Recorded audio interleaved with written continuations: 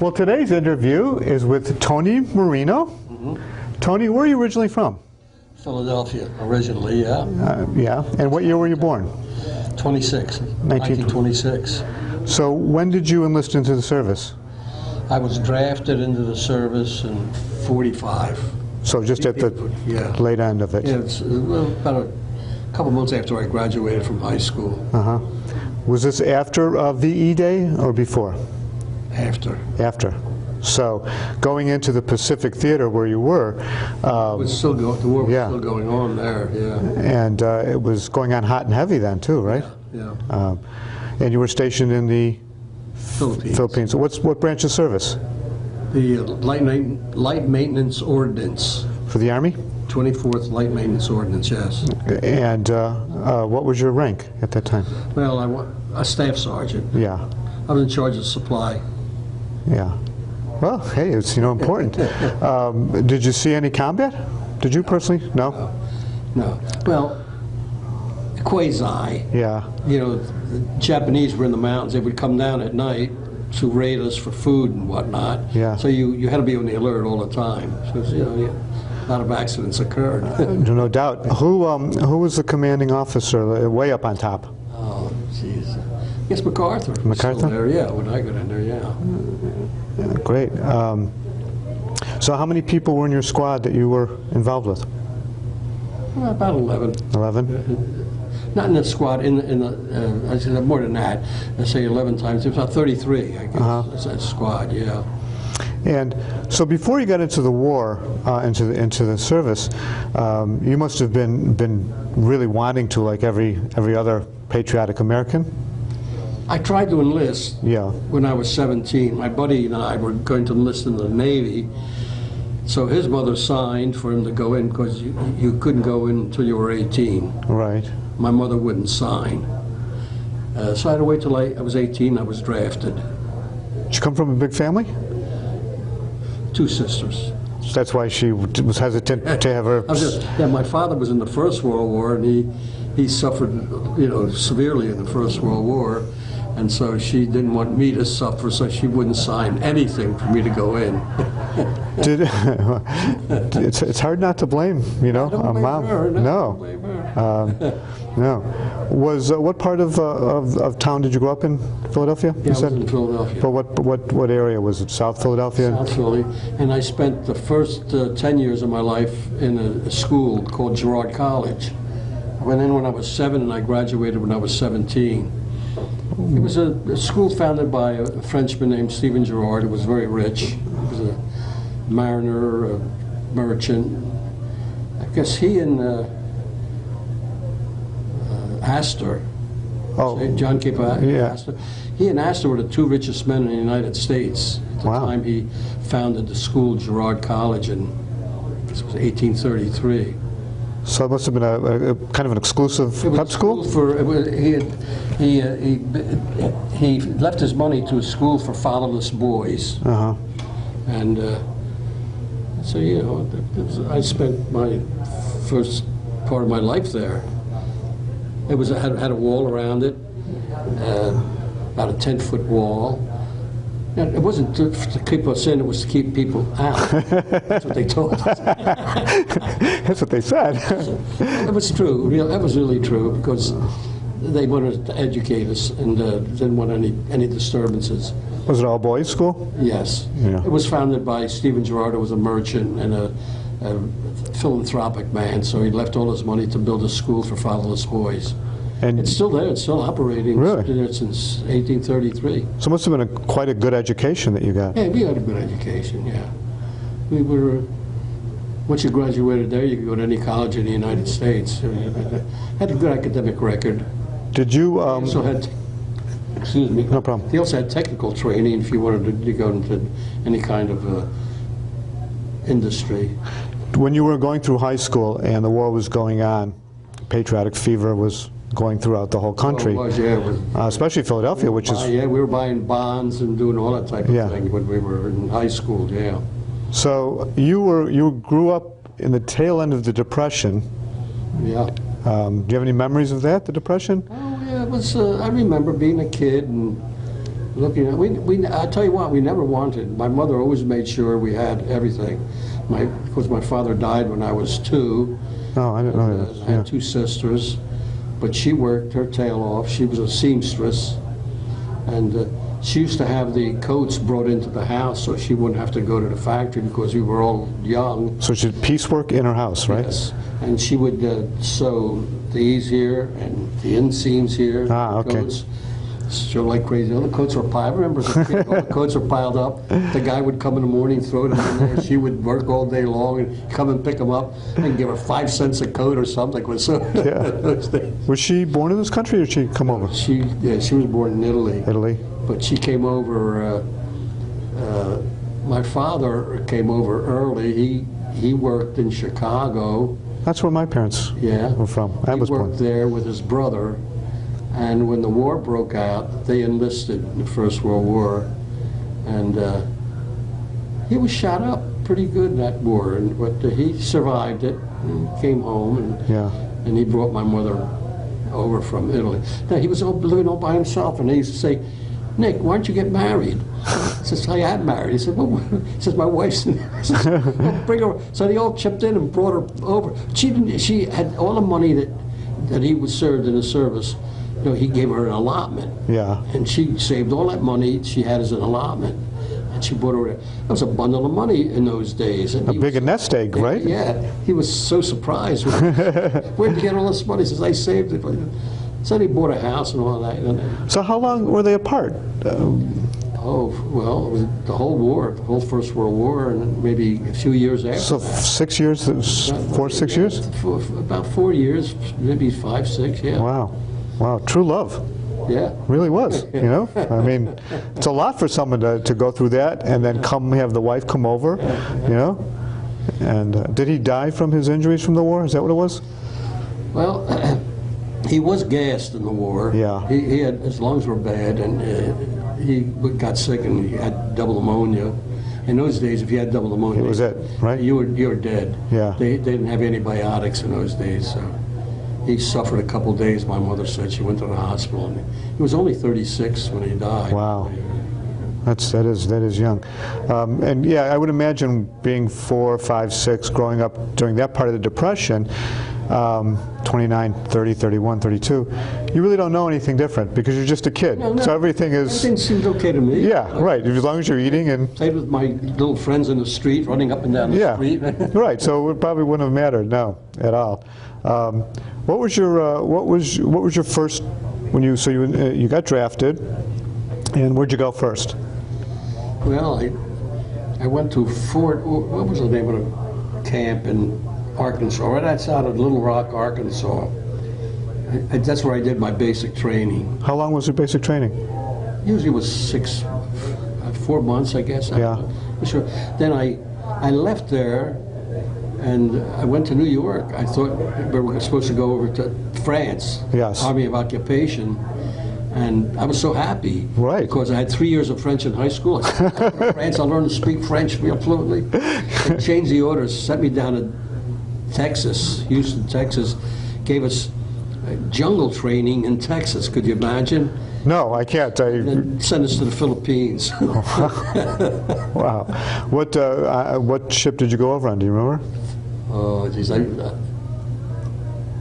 begins with Extania, something again, EX. The first time you were on a ship? Huh? Was it the first time you've been on a ship when you went over? Yeah. Oh, it was horrible. Yeah. We were stacked like sardines, you know, bunks one on top of one another. It was one of the worst rides. And it took quite a while to get over there, too, like 15 to 17 days. Yeah, 3 weeks, 2-3 weeks, yeah, to go across there. And did you encounter any, well, at that time you probably didn't encounter any enemy vessels, did you? Oh, we had to be very, we sailed in a convoy. Yeah. Yeah, it was dangerous, submarines. Kamikazes at all? Yeah, kamikazes, we had to worry about kamikaze. So it took us quite a while because every time we went to an island, we would stop just to make sure for protection, I guess. Yeah. And I was only 18, I didn't know, but we did stop, and I guess it was just for precautionary measures. So it took us quite a while just to go from San Francisco to the Philippines. How was the mood on the ship? Everybody nervous and excited? And No, we were kids. We were 18, 19, you know. We played cards and we... talked about girls and you just, right, usual? A big barrel there. You could get an apple or an orange anytime you wanted it. And, yeah, it was you know, when you're 18, you don't think you're going to die. Right. Get killed, you know. Right. It's an adventure. Yeah. Yeah. Yeah.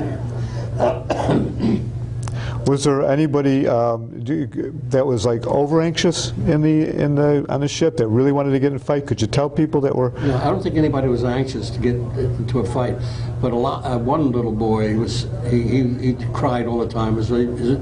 He was from Washington. His father was a politician in Washington. His name was Lahamadou. So he was always crying and sad. So when we got to the Philippines, they put him on a plane and sent him right back to the United States. Wow. Because he would have been useless. Yeah. You know? Yeah. It's funny how I remember his name, Lahamadou. It is, when you start talking about it and start talking about. So you landed into the Philippines, and you're on a base, right? You know, was it a big base that you're on? I don't think it was that big, as I remember. Was it like? I just remember we were there like maybe 6 months at the most. Yeah. Before you knew it, we had to move out. We were going to be 724th Infantry Division was going to be the first troops to invade Japan. So all I remember is like, you know, getting all our gears ready to go overseas. We were on the shore, you know, boarding the ships, and a couple of days later we got to Japan. And it was really something. And we landed, you know, we got our gear, walked through the water, made a real landing as if we were ready to come by. And they were lined up. I mean, in the mountains there, they had guns ready to shoot anybody that came onto the land. Yeah. And we went in full gear, you know, with our guns ready to go up. No fire. Really? No fire, so we went in quietly, took the town, and it was a very, very solemn thing because the Japanese at the time, they honored the victors for some reason or other. Really? The way they did it was to close their blinds and put their backs to you. In other words, they were not worthy to look at you. Wow. Wow. So this was Japanese culture, you know, it's the way they were. This was after the bomb had dropped, right? Yes, after the bombs were dropped. Yeah. I saw Hiroshima and I saw Nagasaki. They were flat. Really? Only a couple buildings, you know. Well, most of the buildings were made out of wood, you know. They were so fires caught a lot of them. And they had very few buildings that were made out of stone, and those were the only ones standing, but everything was blown out of them. You know, the atomic bombs that blew everything out. Did you encounter any Japanese people, civilians, did you encounter any civilians when you were there? Oh, yeah. I became very friendly with a lot of them, yeah. Spoke English? Yeah. Some of them spoke broken English, and I tried to. I was in charge of a group of. We were loading ships and things like that. Yeah. And so I was in charge of a group of Japanese soldiers, and I became friendly with them. You know, one of them could speak English a little bit, so he was like my henchman. He told everybody what to do, and so he would teach me Japanese words, and I would write them down. Hokkaido, that's, you know, all that stuff, and. It was not a bad stay in Japan. I was there a year. Oh, so a year after after VJ Day, basically, right? After we left the Philippines and invaded Japan, I was there for a year. Yeah. How was the mood in the country? Saddened but glad to be over the war. Yeah, they accepted us as victors, and then I was friendly with all the Japanese people. Were very the population itself was very, very good. Yeah. They treated us nicely, you know. I don't know what was at the back of their heads, but they treated us well, you know. I had no problem getting along with the Japanese people.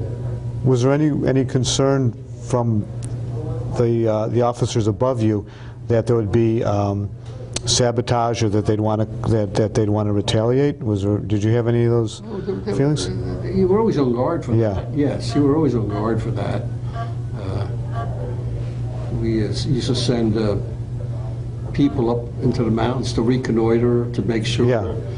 Because on one occasion, I think a general was in a Jeep going up for, I don't know what he was going up there, and they were sabotaged from either side, and they were all killed. Oh, wow. So we had to be very careful of the few who were still, didn't believe the war was over, or wanted to continue fighting. Just couldn't accept it, right? There were just there was that little handful of that was still, for the emperor. The emperor rules, and he's top. And but we had all kinds of people. Yeah, it was amazing. So thank goodness you didn't have anybody that you were close to that was killed in combat, right? No. So my dad said, and I've said this before, that he didn't realize how much fun the war. Now he wasn't fighting. He was fighting. He had flamethrowers, and he said he didn't realize how much fun the war was until he saw the movie South Pacific. Yeah. And he thought that was. Laughs from the crowd over here. That's true. So was it like that a little bit? I mean, was it? Sometimes it was that way. It's. When you were in the Philippines, were there a civilian population in the Philippines? Oh yeah. They were happy that you guys were there, right? Yeah. They were. It was where I was. It was very rural. Yeah. There was, forget about toilet facilities. You urinated wherever you were. Yeah. The Philippines at the island of Mindanao was very, very rural, and the women wore hardly any clothing, maybe just a dress with nothing underneath there. And if they wanted to urinate, they just did it wherever they were, And we, in our barracks, we had showers coming out from the side of the building. Yeah. And we showered outside, but it was always hot all the time. It was always hot.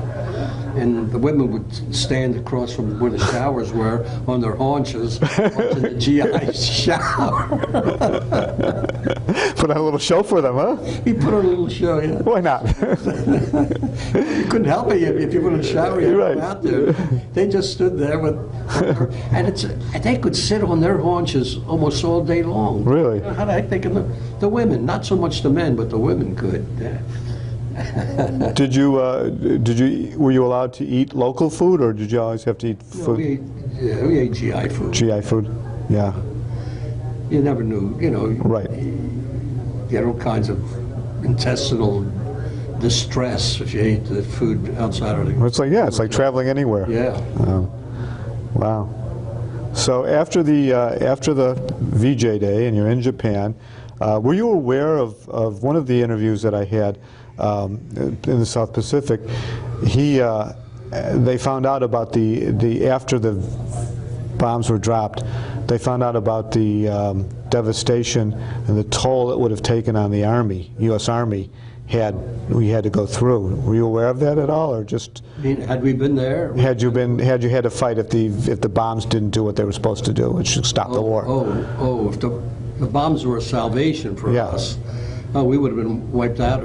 I'll bet you about the first 2 or 3 landings would have been wiped out. They were so well entrenched. Yeah. So the A bomb was a salvation for me, and those men were with millions. I guess they said like a million and a half people. It killed a lot of Japanese, but it saved a lot of American lives. Yeah.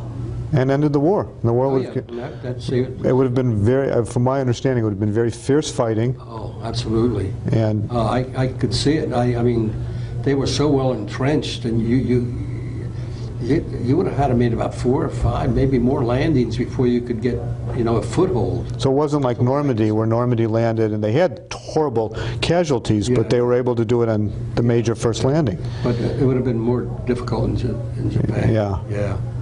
Yeah. People, I don't think, realize today, sitting in the comfort of their homes when they're 30, 40, 50 years old and say, well, we shouldn't have dropped the bombs. They have no idea. It saved my life, I know that. Yeah, and it's true. It's like people don't realize how much it was at risk and how much, Yeah. it's not only mine, it saved a lot of American, Yeah. all American And Japanese lives, even though it was, yeah, of course. Yeah. Yeah. It would have been wiped out, too. yeah. So people say that President Truman did the right thing, and Oh, he absolutely did, yeah. yeah. He's a good man. So you spent the year in the occupation, and it was interesting and an adventure, fun. Oh, yeah, yeah. I made a few friends in Japan, and I enjoyed their food.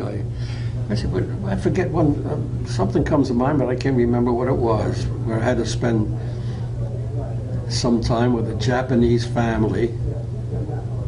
And I ate with them. You know, I sat on the floor with my legs crossed on a pillow, and they served you. You know, everybody sat on the floor when Yeah. they ate. They had the round table with the food on it, the rice, and I remember that it was pleasant. I forget the occasion, why it happened now, but So you must have been one of the most educated 18-year-olds because of your good schooling oh, yeah. in comparison to a lot of the other GIs, right? Yeah. But I didn't find any difference amongst us. You know. Yeah. I could see some of the southern boys who were very poorly educated, but I got along with them very well, and I became good friends with some of them. And other boys from California were in my outfit too. I remember one of them, still remember Mahia, he was a funny guy. But you know, as you get older, these memories become very vague, and it's hard to bring them back. Right. Sometimes something triggers a little bit, right? Yeah. So after you got your orders to go back, and you were going to be discharged, that had to be exciting and wonderful. Your mom had to be happy, right? Oh yeah, yeah. Was there a lot of able to send a lot of letters back and forth? Oh yeah. As a matter of fact, I never wrote. I don't know why, but my company commander came to me. You know, I used to get letters from home. I Yeah. read them, and he said, "They are at home. They're all worried about you. I got a message that you better write your mother a letter," because I didn't write. So I sat down and had to write her a letter just to make sure that I was Yeah. okay.